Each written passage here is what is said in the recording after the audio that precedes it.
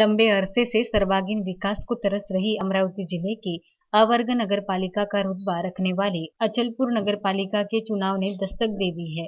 दिसंबर माह में नगराध्यक्षा सुनीता फिस्के का कार्यकाल समाप्त हो जाएगा।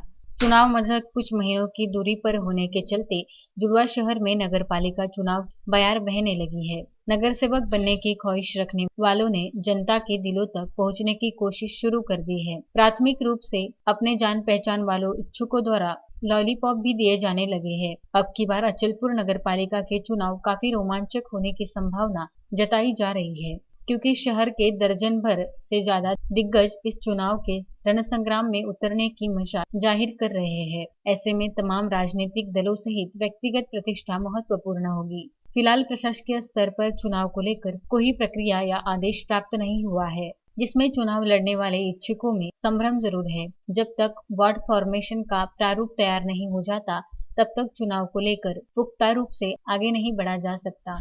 ऐसी स्थिति में फिलहाल चुनाव लड़ने वाले इच्छुक अपने इर्द गिर्द लोगों को अपनी ओर आकृष्ट करने का प्रयास करने की कोशिश में जुट गए हैं। अब की बार प्रभाग निहाय चुनाव न होकर वार्ड प्रणाली से चुनाव होने वाले हैं। उस मुताबिक जनता को केवल नगर सेवक चुनने का अधिकार होगा। जनता जिन नगर सेवकों को चुनकर देगी, वो नगर सेवक नगराध्यक्ष का चुनाव करेंगे। नगर अध्यक्ष चुनाव को लेकर भी जनता में फिलहाल सस्पेंस देखा जा रहा है, क्योंकि पिछले चुनाव में नगराध्यक्ष का चुनाव सीधे जनता द्वारा किया गया था। अब की बार भी उसी तर्ज पर चुनाव होने की जानकारी रखने वाले शहर के दिग्गजों ने नगरपालिका अध्यक्ष बनने चुनाव के रणसंग्राम में उतरने की इच्छा जताई है। मगर जहां तक चुनाव की प्रक्रिया का सवाल है, तो राज्य की सरकार ने प्रभाग निहाय चुनाव की बजाय वार्ड प्रणाली के तहत चुनाव करवाए जाने को अधिक महत्व प्रदान किया है। जय कुमार घिया के साथ पंकज साबू, विदर्भ न्यूज, अचलपुर।